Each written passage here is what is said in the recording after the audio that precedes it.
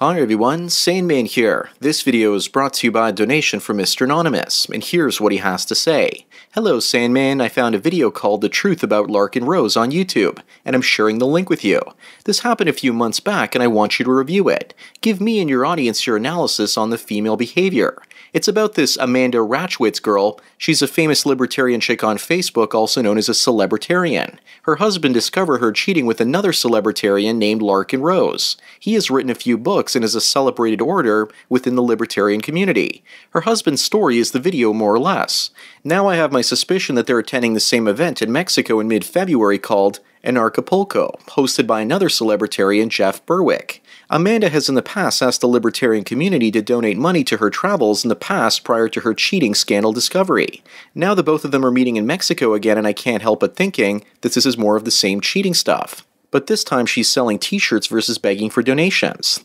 The donations things was suspect because she was married at the time and living in a $1 million house with her ex-hubby. Also, before she married this catch of a guy, she was a single mother. Thanks, Sandman. Well, Mr. Anonymous, thanks for your donation as well as your topic request. So Amanda's husband catches her cheating by finding penis pics and a sexual conversation on her cell phone.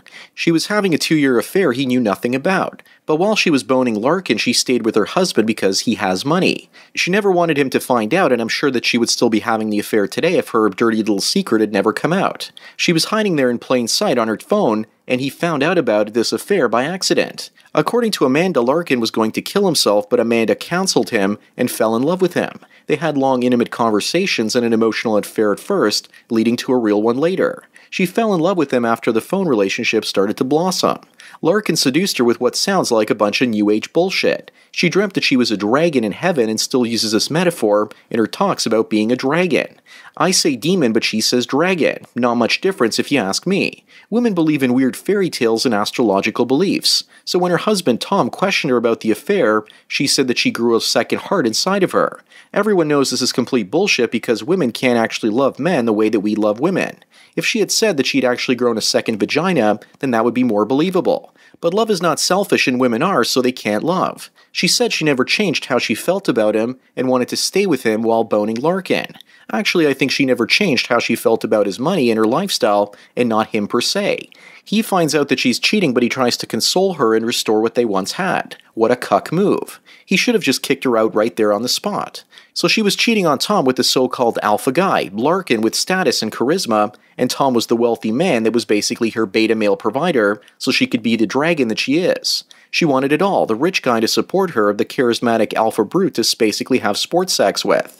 So even after she was found out and Tom wanted to mend their relationship, she kept contacting Larken, and it was like a dagger in the heart of Tom. She used all these excuses I mentioned earlier because she can't take agency for her own actions. She wants to be his wife and they can basically snuggle and kiss, but she doesn't want to have sex with her husband ever again. She wants the status of having the stable family and lifestyle, but she also wanted to have sex that basically makes her tingle. She told Tom that she received a new heart and in a download from the universe, and that she was no longer believing in marriage. But we all know that she actually wanted the privilege of a marriage with a rich man, but without the responsibility of being married.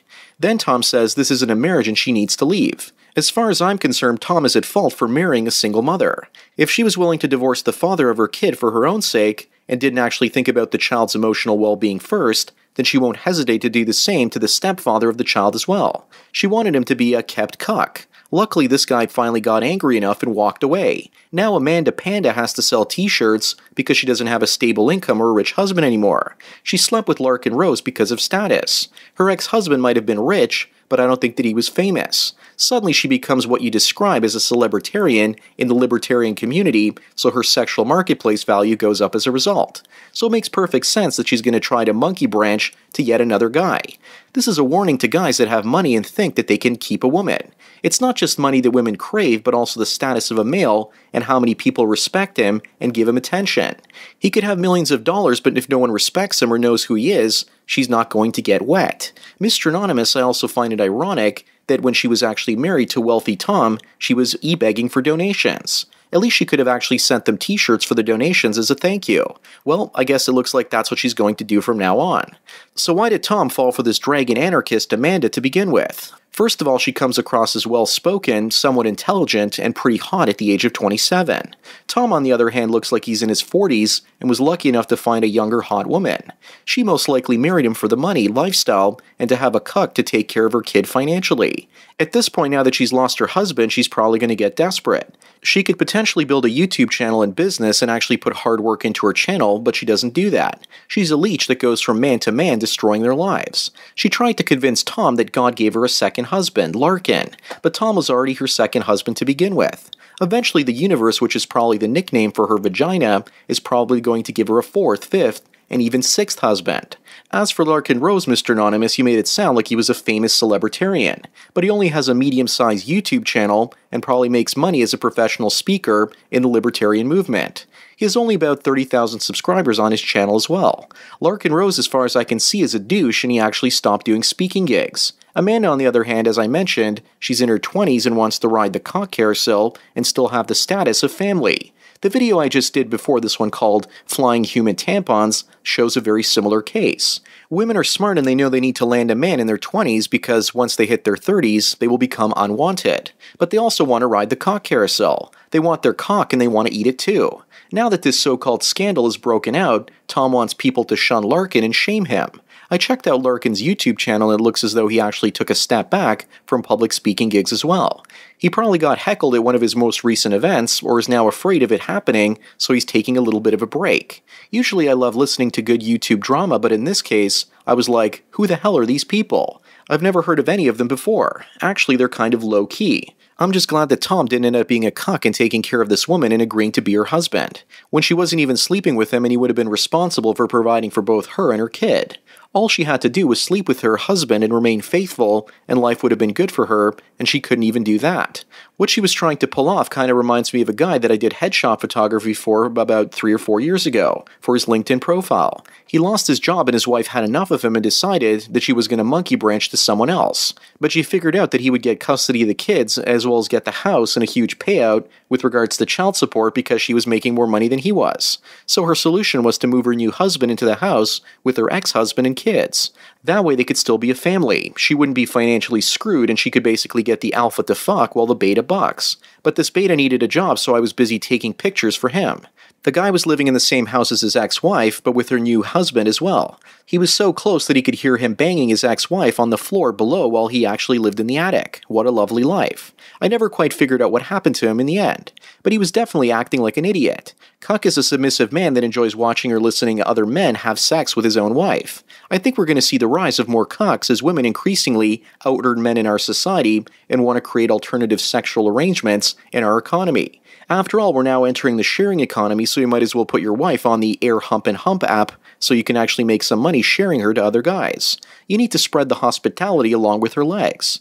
Women, as I mentioned, are perfectly fine doing this because they're realizing that they can't find everything they want from one single man out there, so they're now looking for different men to satisfy their needs. One man to be the father of their children, a second man to support her and pay for her lifestyle and be her emotional tampon, and yet a third man to have hot, passionate sex with. They're diversifying their dong sucking so they can get fulfillment in every department in life. To be honest, I don't blame them if they can get away with it, and they can because have you seen how weak and feminized men are these days?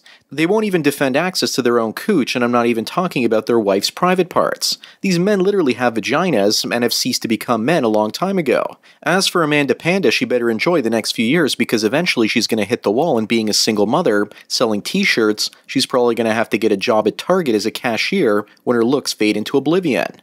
Let this be a lesson, that when women elevate their status, they start looking at their relationships realizing they can maximize the amount of resources they get as well as status by chasing down different men.